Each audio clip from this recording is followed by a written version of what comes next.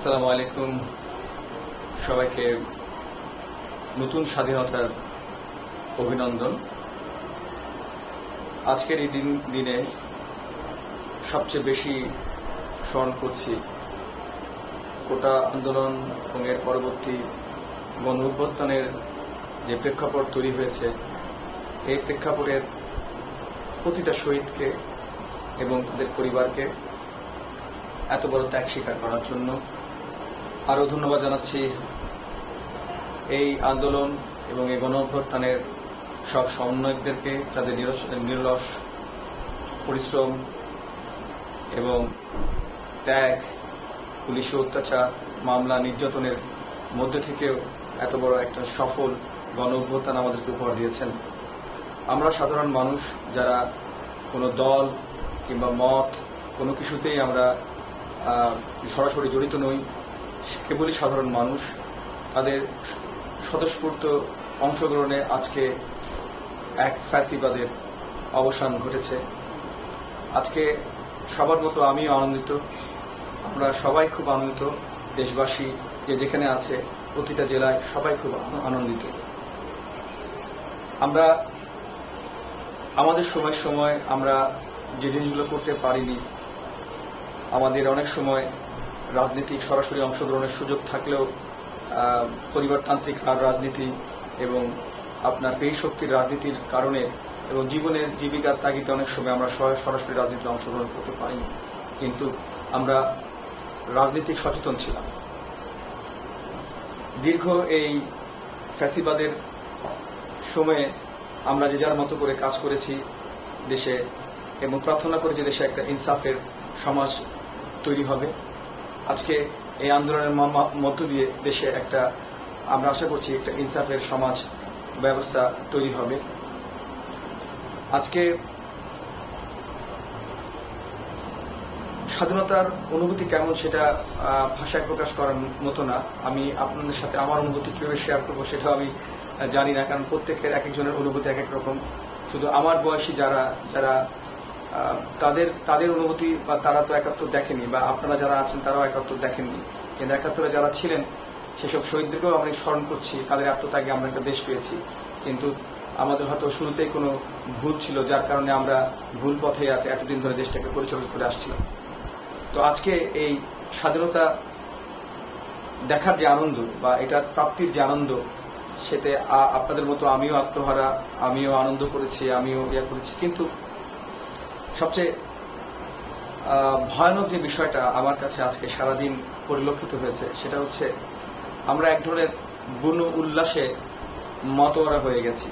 আমি জানি অনেকের ক্ষোভ, দীর্ঘদিনের অপশাসনের এক ধরনের আক্রোশ সবার মধ্যে বিরাজমান। প্রত্যেক মানুষের ব্যক্তি জীবনেই কোনো না কোনো কষ্ট সবাই বয়ে বেড়াচ্ছে দীর্ঘদিনের এই শাসনে।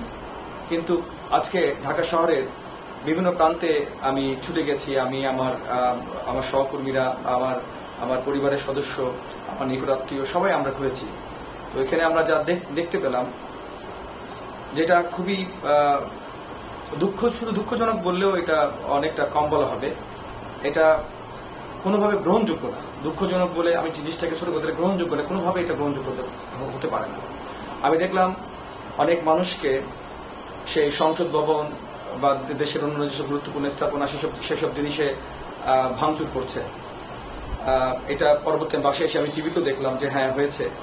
তো এটা কিসের ইঙ্গিত বহন করছে?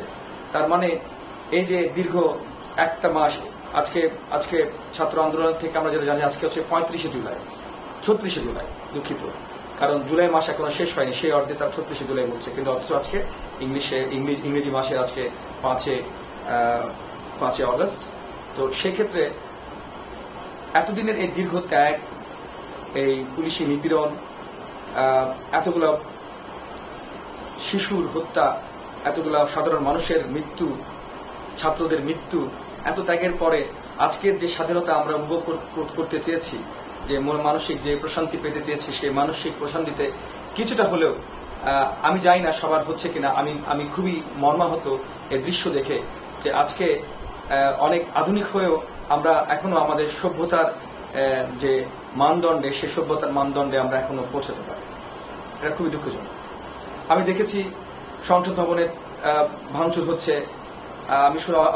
আমি যাওয়ার সময় দেখেছি বিজয় সরণিতে কেউ বলছে যে আমি গণভবনের চেয়ার চুরি করেছি। কিন্তু ভাইরা, এই গণভবন কিংবা এই সংসদ ভবন এটা তো কোনো রাজনৈতিক দলের বা কোনো ব্যক্তি বিশেষের সম্পদ নয়।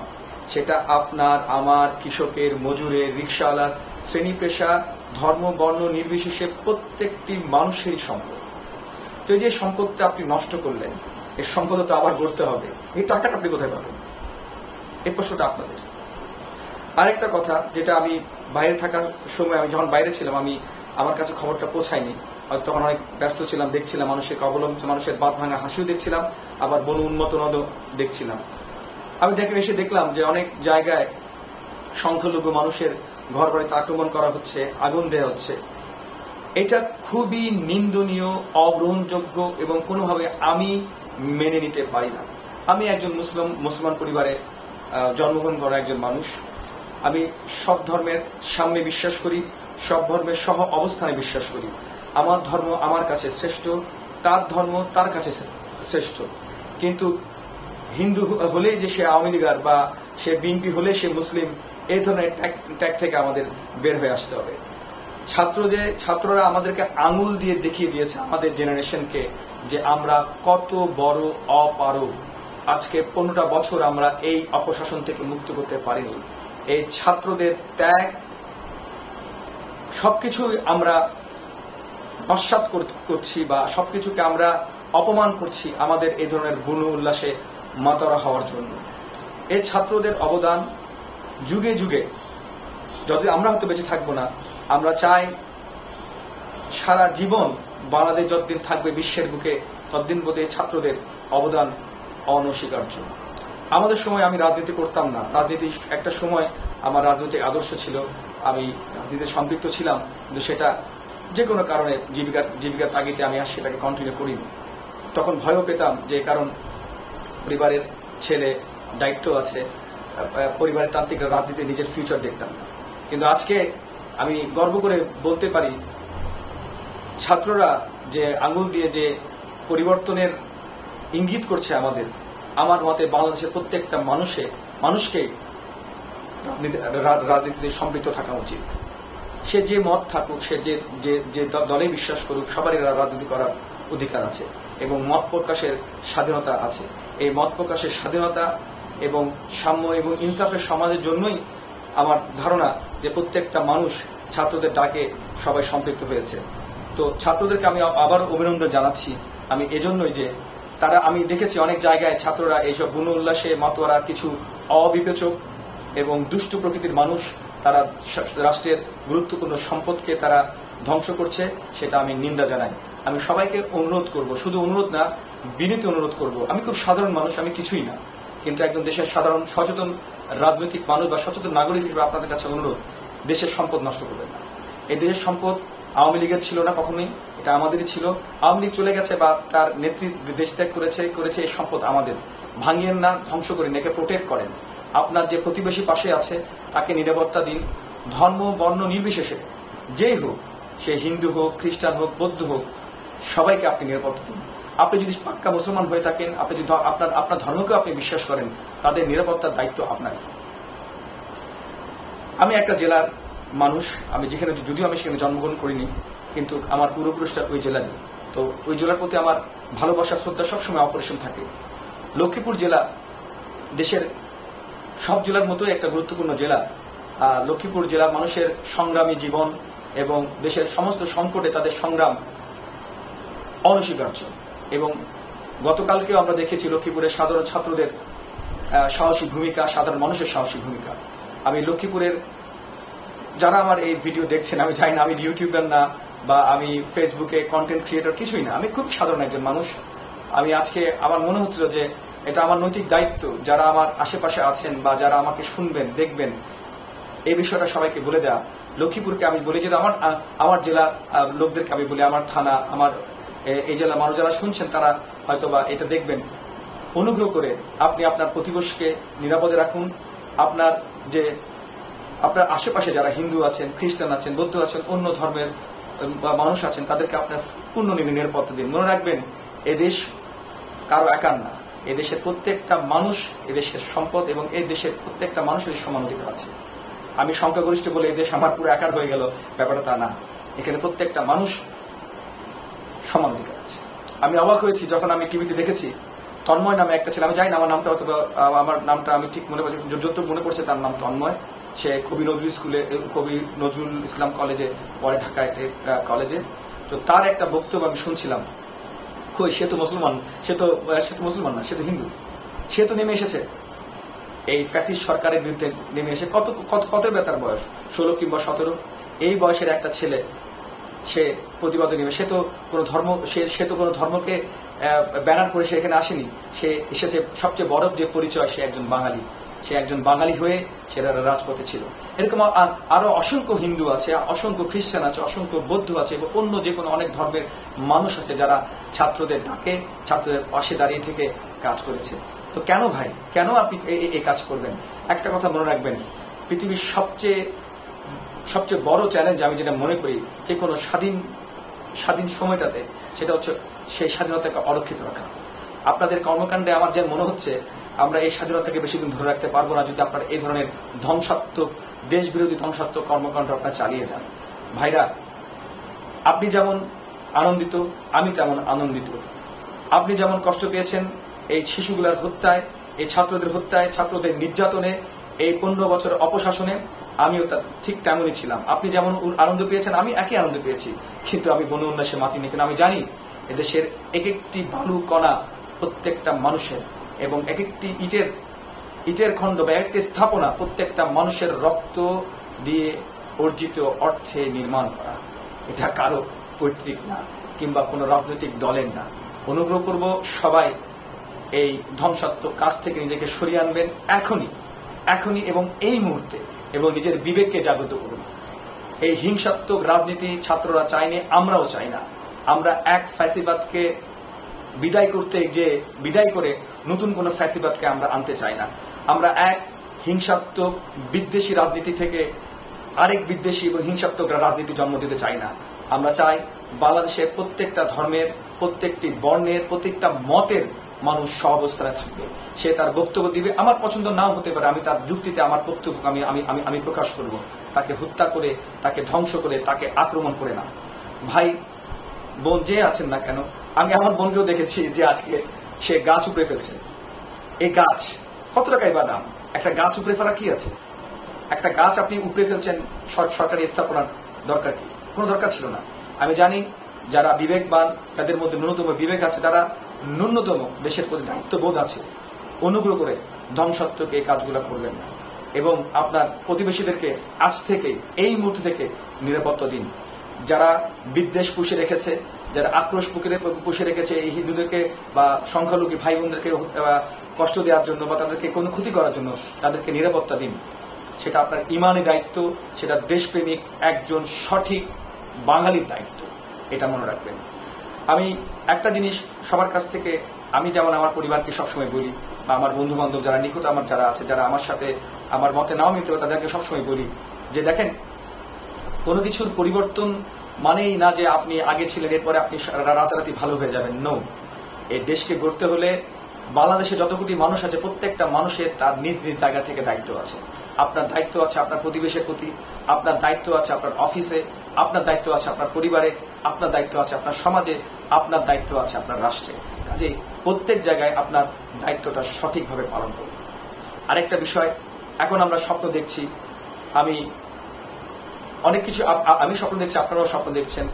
যেমন আমরা স্বপ্ন দেখছি যে একটা বৈষম্যমূলক সমাজ হবে। তো আপনারা এমন কোনো কাজ করবেন না যাতে বৈষম্যকে উগলে দেয় বা বৈষম্যকে আমন্ত্রণ জানায় যে আবার আমরা বৈষম্যতে যাব। একটা জিনিস হচ্ছে, বিদ্বেষ এবং বৈষম্য কখনোই ভালো সমাজ গঠন করতে পারবে না। একটা বিষয় যেটা আমি, এটা অন্য একটা বিষয় যেটা আমি বলতে চাই, আজকে ছাত্রদের সমন্বয়কদের আমি প্রেস ব্রিফিং শুনছিলাম। তো শুনে আমি তাদের প্রেস ব্রিফিংয়ের সাথে আমি একমত যে যা অন্তর্বর্তীকালীন যে সরকার গঠনের কথা চিন্তা করছেন বাংলাদেশ সেনাবাহিনী, কোন রাজনৈতিক দলের সাথে, আমি মনে করি ছাত্রদের সম্পৃক্ততা না থাকলে এই অন্তর্বর্তীকালীন সরকার কোনোভাবেই গ্রহণযোগ্য হবে না। ছাত্রদের সঙ্গে থাকতে হবে। অতীতে যতগুলো দল ক্ষমতাসীন হয়েছে, দেশ চালন করেছে, সবাই ছাত্রদের ঘাড়ের উপরে ভর করে এসেছে এবং আমি এটা আশা করব পরবর্তীতে যারাই ক্ষমতায় আসুক গণতান্ত্রিক উপায়ে নির্বাচনের মাধ্যমে, তারা ছাত্রদেরকে যেন তাদের রাজনীতির লেজুরবৃত্তি না করে। কারণ এই লেজুরবৃত্তির রাজনীতির কারণে আমরা মেধাবী রাজনীতিবিদ যুগের পর যুগ আমরা হারিয়েছি। আমরা মেধার বিকাশ ঘটাতে পারিনি। আমরা বিশ্ববিদ্যালয়গুলোকে বানিয়েছি রাজনৈতিক দলের ছাত্র প্রজনন কেন্দ্র, কর্মী প্রজনন কেন্দ্র। এই কর্মী প্রজনন কেন্দ্র থেকে আমাদেরকে বেরিয়ে আসতে হবে। আমাদেরকে ছাত্রদেরকে তাদের রাজনীতি করার অধিকার দিতে হবে এবং সেটা অবশ্য ন্যায়সঙ্গত এবং কোনো দলের লেজুরবৃত্তি না করে যেন তারা রাজনীতি করে। ছাত্রদের সুযোগ সুবিধা দেখতে হবে, তাদের গবেষণায় আমাদের মন দিতে হবে, তাদের পড়াশোনার মান নিয়ে আমাদের মন দিতে হবে এবং বিশ্ববিদ্যালয়ের শিক্ষকরা যারা সবসময় স্বাধীনতার পর থেকে, আমার স্বাধীনতা ঠিক পরের ইতিহাস আমার মনে নাই, আমি আশির পরের ইতিহাস হয়তো আমি কিছু কিছু বলতে পারবো, এর পরের ইতিহাস বলতে পারবো, তখন থেকে দেখে এসেছি লাল দল, নীল দল, সাদা দল, গোলাপি রং, এই রঙের দল আমাদের দরকার নেই। আমার দরকার একজন সম্মানী শিক্ষক, যিনি ইনসাফের কথা বলবেন, যিনি অন্যায়কারীর বিরুদ্ধে মুখ উঁচু করে দাঁড়িয়ে সম্মানের সাথে প্রতিবাদ করে কথা বলবেন, যিনি তার ছাত্রদেরকে সাম্যের এবং ইনসাফের কথা শেখাবেন। আমরা এমন শিক্ষক চাই যে দলই করুক, যে মতাদর্শের থাকুক, ছাত্রদের ন্যায্য অধিকারের ক্ষেত্রে, দেশের ন্যায্য অধিকারের ক্ষেত্রে সবসময় বলিষ্ঠ ভূমিকা রাখবে।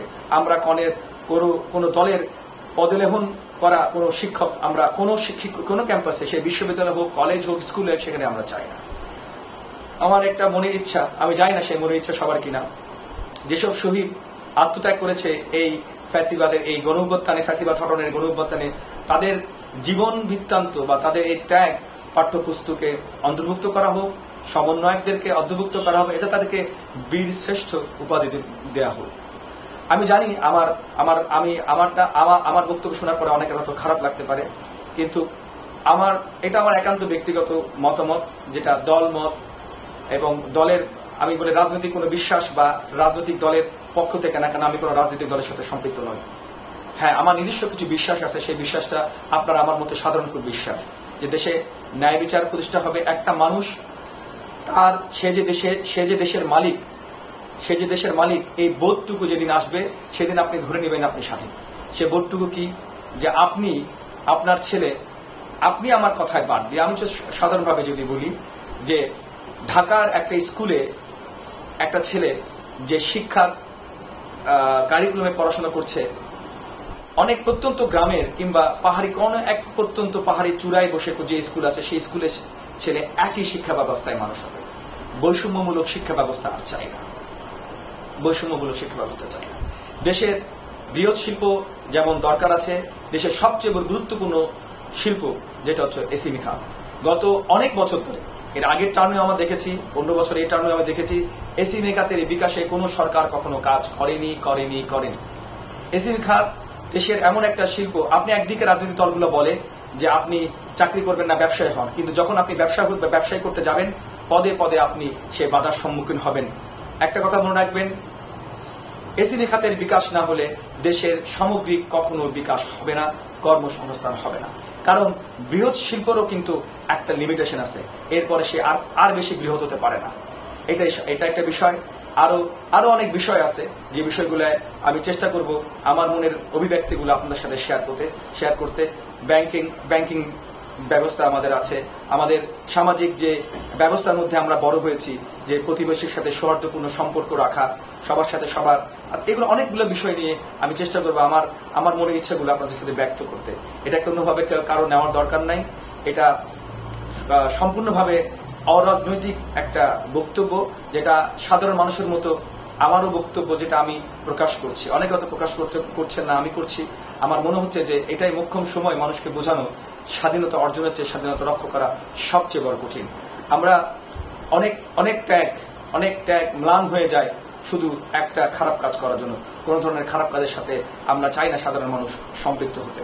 আর একটা বিষয়, পুলিশের ভূমিকা আমার জীবদ্দশা আমি দেখেছি অনেক বিতর্কিত থাকে, কিন্তু অনেক ভালো পুলিশও আছে। আমি অনেক ভালো পুলিশেরও সান্নিধ্য পেয়েছি, তাদের কাজ পেয়েছি। যা হয়ে গেছে তাদের অবশ্যই দৃষ্টান্তমূলক শাস্তি আমি চাই, আপনি চান, সবাই চান। কিন্তু এমনও অনেক পুলিশ কর্মকর্তা বা অনেক পুলিশ সদস্য আছে যাদেরকে ছাত্ররা বাঁচিয়েছে, আবার এমন আছে যারা আবার ছাত্রদেরকেও বাঁচিয়েছে তাদের সেটা কাজেই বিদ্বেষ পুষে রাখার দরকার নেই। সরকারের সিস্টেমে চলবে, কিন্তু যারা রাজনৈতিক দলে লেজুর ভিত্তি করেছে ছাত্রদেরকে হত্যা করেছে তাদেরকে চিহ্নিত করে তাদেরকে শাস্তির আওতায় আনতে হবে।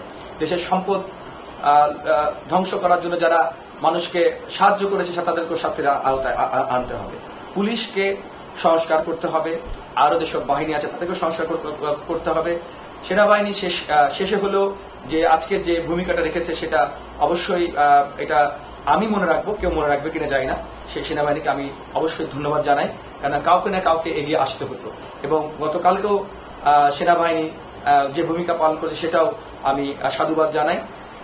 পরিশেষে একটা বিষয়, জয়ের আনন্দে সবাইকে অভিনন্দন, সেই সমন্বয়কদেরকে অভিনন্দন এবং শ্রদ্ধা ভরে স্মরণ করছি, তাদের জন্য রুহের মাগফিরাত কামনা করছি। সেসব শহীদ আমার সন্তানই বলতে হবে, তারা অনেক অনেক ছোট, এবং সেই বাপ মাদেরকে যারা এই আত্মত্যাগ করেছেন তাদের জন্য আমার স্যালুট। আর আরেকটা বিষয়, দেশের অর্থনৈতিক কর্মকাণ্ড যত তাড়াতাড়ি আমরা শুরু করতে পারবো তাতে করে সবারই সুবিধা। কেউ হয়তো চাকরি করেন, কেউ হয়তো ব্যবসা করেন, ছোট ব্যবসা হোক বড় ব্যবসা হোক।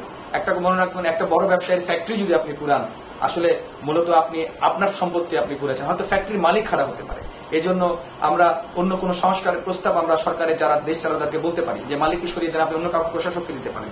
কিন্তু বৃহৎ শিল্প হোক ছোট শিল্প, কোনো শিল্পকে আমরা ধ্বংস করব না, কারণ এগুলো দিয়ে আমাদেরকে চলতে হবে, আমাদেরকে দেশকে বিনির্মাণ করতে হবে এবং ধ্বংসাত্মক হিংসাত্মক কাজ থেকে আমরা নিবৃত থাকব। পোশাক শ্রমিক ভাই বোন আছেন, অন্যান্য শ্রেণী পেশায় ফুড ইন্ডাস্ট্রিতে আছেন, আরো ইন্ডাস্ট্রি যারা আছেন এবং লেদার ইন্ডাস্ট্রি আছে, চা শিল্প আছে, অনেক শিল্প আছে। সবাই তাদের নিজের শিল্পটাকে বাঁচিয়ে রাখবেন, কারণ শিল্প বেঁচে থাকলে দেশের অর্থনৈতিক কর্মকাণ্ড আবার চাঙ্গা হবেন। আমি অনেক শিল্পের নাম এখন মনে পড়ছে না, যেমন আমাদের সেবা খাতেও আছে, আমাদের রেস্টুরেন্ট শিল্প আছে, পর্যটন শিল্প আছে, সব শিল্পের কথা আমি বলছি। সবাই আপনাদের এই শিল্পগুলো বাঁচিয়ে রাখেন। আমাদেরকে সবাইকে মাত্র শুরু হয়েছে, আমাদেরকে অনেক অনেক দীর্ঘ পথ পার দিতে হবে। ভাই, একটা কথা মনে রাখবেন, আপনার রাজনৈতিক পরিচয়, রাজনৈতিক বিশ্বাস যাই থাকুন না কেন, নিজেকে আজ থেকেই শপথ করুন যে আপনি একজন বাঙালি এবং আপনি একজন বাঙালি মুসলমান কিংবা বাঙালি হিন্দু। আপনি আপনার ধর্মের জায়গা থেকে সঠিক থাকেন, আপনি আপনার দেশের নাগরিক যে দায়িত্ব সেটুকু পালন করেন। দেখবেন সরকার ভালো হয়ে দেশ চালাতে বাধ্য হবে, সে যেই চালাক। কারণ 2024 সাল আগামী যত সরকারই আসুক তাদের জন্য একটা অ্যালার্ম সাইন। তারা জানে যেই দেশ চালাক না কেন একটু 19-20 করলেই ছাত্ররা আবার মাঠে নামবে। ছাত্রদের জয় হোক, সবাইকে অভিনন্দন, সবাইকে স্বাধীনতার শুভেচ্ছা।